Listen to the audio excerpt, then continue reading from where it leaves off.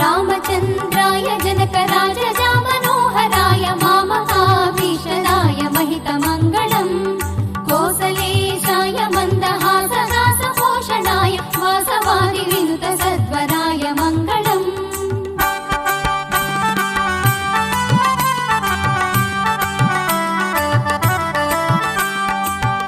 चारुमेघरूपाय चन्दनादिचर्चिताय हारकटकशोभिताय भूरिमङ्गलम् ललितरत्नकुण्डलाय तुलसीवनमालिकाय जलजसदृशदेहाय चारुमङ्गलम्